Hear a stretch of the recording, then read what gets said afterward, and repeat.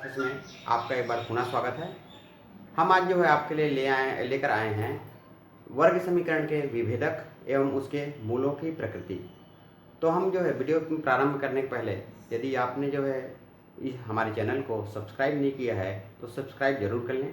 साथ ही जो है वीडियो को लाइक करें एवं जो है लास्ट में वीडियो पर कमेंट्स अवश्य दें। तो आइए देखते हैं हम जो है वर्ग समीकरण के विभेदक क्या हैं। जैसे वर्ग समीकरण के विभेदक, तो यहाँ पर हम देखते हैं वर्ग समीकरण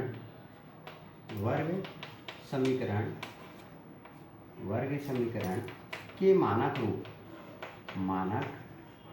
रूप a x घात 2 धन bx धन c बराबर 0 की जो हल है हमने देखा था कि सूत्र विधि में हल जो है x बराबर माइनस बी प्लस माइनस वर्गमूल b का घात 2 माइनस 4ac बाई 2a प्राप्त होता है। इस जो है सूत्र विधि के इस हल में जो वर्गमूल के अंदर जो हमारी संख्याएं हैं बी स्क्वायर माइनस 4ac, वह जो है वर्ग समीकरण या द्विघात समीकरण के विभेदक या विविक्त कर कहलाते हैं। तो यहाँ पर हम देखते हैं देयरफॉर वर्ग समीकरण के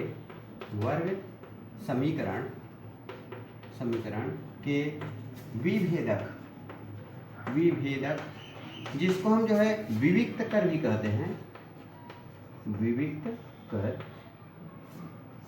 कर और इसको हम लिखते हैं हम डी बराबर जो हो जाता है बी स्क्वायर माइनस 4ac। यह है हमारा जो है विभेदक का सूत्र है। अर्थात यदि हमारे जो है इसमें वर्गमूल के अंदर जितने भी चीज़ें हैं बी स्क्वायर माइनस 4ac, यदि इसको हम हल करें तो वर्ग समीकरण के जो है मूलों के बारे में हमको पता चलता है। मूलों में यह जो है चीज़ें विभेद करता है, इसलिए जो है इसको हम जो है विभेदक कहते हैं। तो आइए हम देखते हैं इसके जो है कुछ उदाहरण देख लेते हैं। तो आइए देखते हैं इसके उदाहरण जो है किस प्रकार के हो सकते हैं। जैसे यहाँ पर मैंने एक क्वेश्चन दर्शाया है कि निम्न समीकरणों के विभेदक ज्ञात कीजिए। हमारा समीकरण पहला है एक्स स्क्वायर माइनस 4x धन 4 बराबर 0। दूसरा है 3x स्क्वायर माइनस 2 वर्गमूल 8x धन 2 बराबर 0। और तीसरा है 4x घात 2 ऋण x धन 1 बराबर 0। तो पहला हम देखते हैं हल। हम यहाँ देखते हैं यहाँ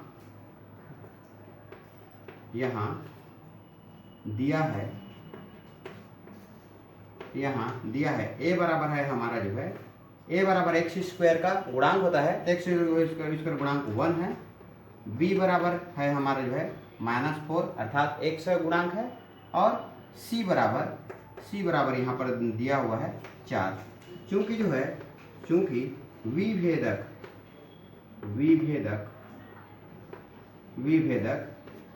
d बराबर बी स्क्वायर माइनस 4ac होता है। तो 4ac होता है तो हम यहाँ पर क्या लिख पाएंगे d बराबर b का स्क्वायर मतलब -4 का स्क्वायर माइनस 4 इंटू a का मान है 1 और c का मान है 4। तो ये हमारा हो जाएगा 4 चौक हो गया 16 ऋण 4 एकम 4 और 4 चौक 16 बराबर 0। इस प्रकार से हम जो है विभेदक ज्ञात कर सकते हैं।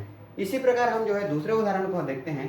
तो यहाँ पर हम हल लिखेंगे यहाँ a बराबर है एक्स स्क्वायर का गुणांक, यह है हमारा 3। दूसरा है b बराबर यह है x का गुणांक, यह है 2 ऋण 2 वर्गमूल 8। और नंबर तीसरा है c बराबर है यहाँ पर धन 2। और यहाँ फिर लिखेंगे चूंकि विभेदक d बराबर बी स्क्वायर माइनस 4ac। सूत्र हम रख देंगे देयरफॉर d बराबर, इन सूत्रों में मान रखना है जो गुणांकों हैं, गुणांकों हम पहले लिख लेते हैं, उसके बाद हम सूत्र में मान रख देते हैं। तो यहाँ पर हो जाएगा बी स्क्वायर अर्थात -2 वर्गमूल 8 पूरे का घात 2। और ये हो जाएगा -4 गुणित a का मान है 3 और c का मान है हमारा 2। जब इसको हम हल करते हैं, क्योंकि ऋण का घात 2 है तो ऋण गुणित ऋण बराबर धन हो जाएगा।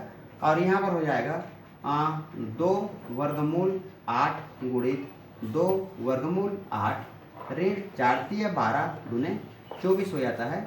यहाँ पर हम इसको हल करेंगे तो 2 दूने 4 हो जाएगा और वर्गमूल 8 गुणित वर्गमूल 8 बराबर 8 हो जाता है। तो हम इसको लिख सकते हैं 4 गुणित 8 ऋण 24, ये हो जाएगा 8 × 4 32 ऋण 24 बराबर ये हो जाएगा 8। इसी प्रकार हम जो है तृतीय समीकरण का भी विभेदक देखते हैं। यहाँ जो है हल यहाँ a बराबर दिया है x² गुणांक 4 है, b बराबर हमारा जो है x गुणांक ऋण 1 है और c बराबर हमारा जो है अचर पद 1 है। हम यहाँ पर क्या है विभेदक लिख लेंगे, विभेदक d बराबर b² माइनस 4ac। तो ये हमारा हो जाएगा -1⁻² हो गया माइनस 4 और a का मान है हमारा 4 और c का मान है 1। इस प्रकार से -1⁻² बराबर 1 हो जाएगा, -4 × 16 हो जाएगा। इस प्रकार इसका मान आ गया हमारा जो है -15। इस प्रकार जो है हम अलग अलग जो है समीकरणों को विभेदक का मान ज्ञात कर सकते हैं। आइए हम देखते हैं कि इन विभेदकों के मान से समीकरण के मूल किस प्रकार होते हैं और उसकी उनकी जो है प्रकृति क्या होती है। वर्ग समीकरण के मूलों की प्रकृति में सर्वप्रथम हम देखते हैं कि वर्ग समीकरण का जो हल होता है, वर्ग समीकरण का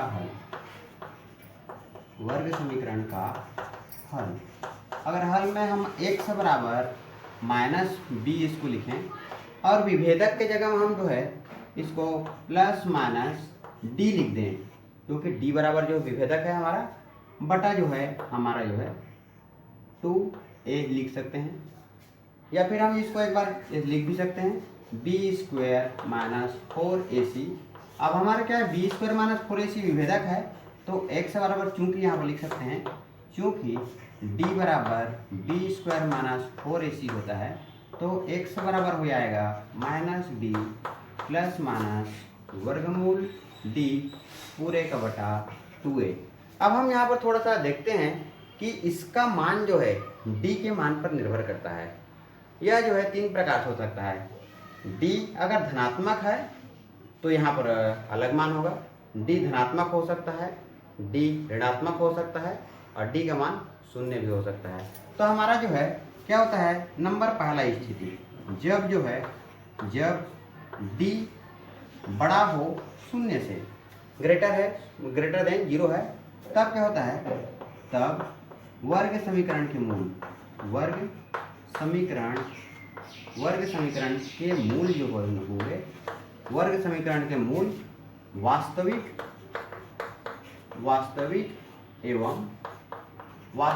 एवं अद्वितीय प्राप्त होते हैं, प्राप्त होंगे।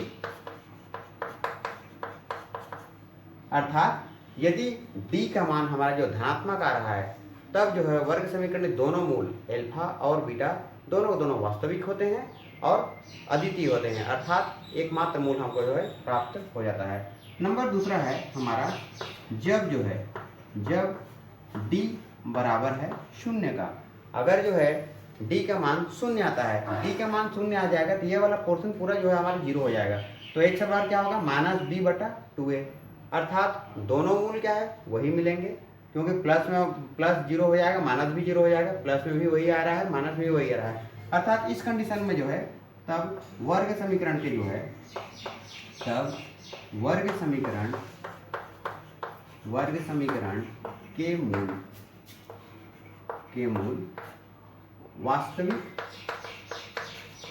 वास्तविक एवं क्या कहते हैं समान होंगे, क्योंकि दोनों को दोनों बराबर होगा, दोनों का मान वही होगा, इसलिए वर्ग समीकरण के मूल वास्तविक एवं समान होंगे। नंबर तीसरा स्थिति आता है यदि जब जो है d का मान लेस देन 0 हो। लेस देन 0 का मतलब है d का मान ऋणात्मक हो। अभी हमने जो है पिछले वीडियो में बताया था कि वर्ग समीकरण को हल करते समय वर्गमूल के अंदर का जो चिन्ह है वो ऋणात्मक आ गया, तो वर्गमूल चिन्ह के अंदर का ऋणात्मक होता है तो वह संख्या हमारे अधिकल्पित या काल्पनिक कहलाते हैं। तो ऐसे मूल जिसमें काल्पनिक भाग हो ऐसे मूलों को हम जो है क्या बोलते हैं, अधिकल्पित मूल बोलते हैं। तो अब हमारा जो है यहाँ पर लिख सकते हैं तब वर्ग समीकरण के मूल, वर्ग समीकरण के मूल जिसको हम जो है अवास्तविक बोल सकते हैं, अवास्तविक, या इसी को हम ये भी बोल सकते हैं अधिकल्पित,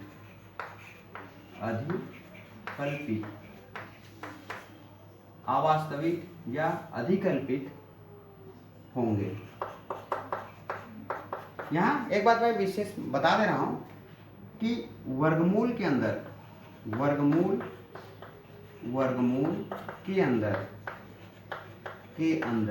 यदि जो है, यदि संख्या ऋणात्मक है,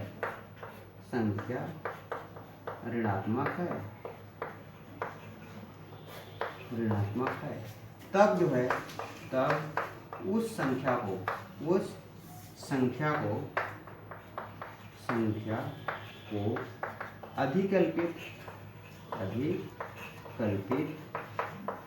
अधिकल्पित या काल्पनिक संख्या कहते हैं।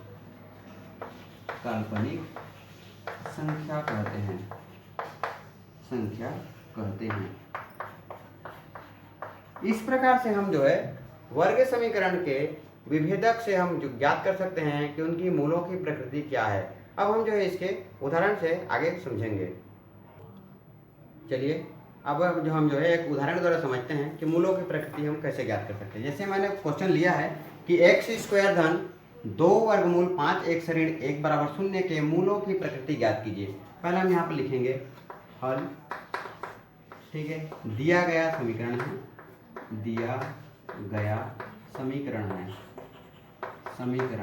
है, ये लिख लेंगे x² धन 2 वर्गमूल 5x ऋण 1 बराबर 0।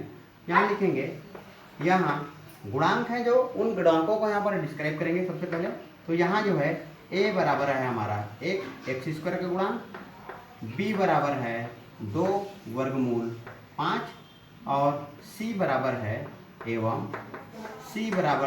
है ऋण 1। अब क्या होता है, चूंकि जो है विभेदक d बराबर b² माइनस 4ac होता है। अब इसमें हम जो है मान रख देंगे। तो d का मान है 2 वर्गमूल 5 पूरे का घात 2 ऋण 4 गुणित a का मान है 1, c का मान है ऋण 1। तो हमारे जो इसका जो हल करेंगे तो हो जाएगा 2 वर्गमूल 5 गुणित 2 वर्गमूल 5 ऋण 4 एकम 4 और ये भी 4 एकम 4 हो जाएगा, ऋण धन हो जाएगा, धन 4। यहाँ से हमारा हो जाएगा 2 दूने 4 और यहाँ पर वर्गमूल 5 गुणित वर्गमूल 5 बराबर हो जाएगा 5 धन 4। इस प्रकार से 4 5 20 4 24 हो जाता है। तो यहाँ पर चूंकि यहाँ पर देते हैं चूंकि d इज ग्रेटर देन 0, अर्थात d का मान जो है धनात्मक प्राप्त हो रहा है, अतः दिए गए वर्ग समीकरण के मूल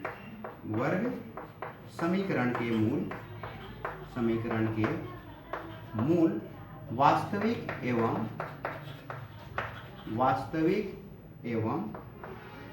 अद्वितीय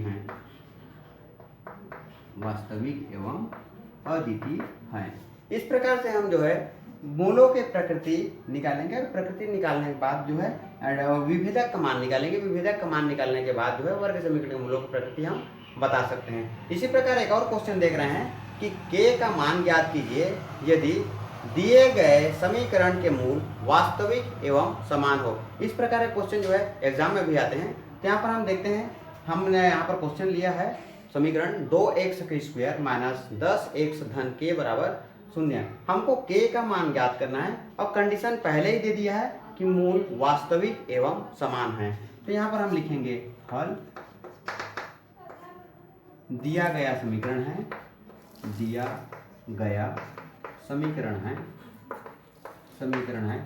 पहले हम लिख देते हैं 2x घात 2 ऋण 10x धन के बराबर 0। अब हमें यहाँ पर दिया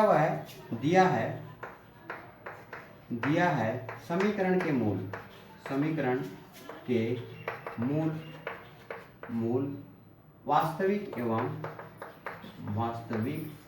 एवं समान होंगे, वास्तविक एवं समान हो या समान है। इस स्थिति में क्या लिख सकते हैं? इस स्थिति में विभेदक d बराबर 0 होता है। d बराबर 0 होता है। d का हमारा सूत्र होता है b² माइनस, देयरफॉर करके लिख सकते हैं b² माइनस 4ac बराबर 0। b का मान यहाँ पर क्या है? यहाँ हम जो देखते हैं, यहाँ समीकरण एक लेते हैं। यहाँ समीकरण एक से क्या लिख सकते हैं? a बराबर 2, b बराबर -10 एवं c बराबर k है। देयरफॉर हमारा हो जाएगा, हमारा b का वर्ग मतलब -10 का घात 2, या फिर हम यहाँ पर इसको समीकरण 2 करके लिख भी सकते हैं। समीकरण 2 में मान रखने पर समीकरण 2 से इस प्रकार हम इसको लिख सकते हैं, -10 का घात 2 और ये हो जाएगा ऋण 4 गुणित a का मान है हमारा 2 और c का मान है हमारा k और इसके बराबर आ रहा है 0। ये देखिए राइट साइड में हम 0 आ रहा है। ये हमें ऋण 10 का घात 2, तो ऋण का घात 2 करने से हमारा धन होता है, तो 10 धाम 100 हो गया, माइनस 4 गुने 8 के बराबर 0। तो हमारा क्या हो जाएगा यहाँ पर 8 के बराबर 100। हमने जो है 8 के को पक्षांतर कर दिया, उससे पहले लिख लिए। देयरफॉर हमारा हो जाएगा के बराबर 100/8। हम इसको 4 से काट सकते हैं, 4 दूने 8 और 4 दूने 8 और 4 पंचे 20। इस प्रकार हो गया ये 25/2। इस प्रकार हम जो है के का मान भी बहुत आसानी से ज्ञात कर सकते हैं। जहाँ भी इस प्रकार से के का मान दिया रहेगा, जो है के का मान ज्ञात करने के लिए, तो हम हमेशा जो है विभेदक का ही उपयोग करेंगे। इस प्रकार विभेदक उपयोग से हम जो है जान सकते हैं कि वर्ग समीकरण के मूल जो है, मूलों की प्रकृति क्या है और जो है किस प्रकार के मूल हमको जो है प्राप्त होंगे।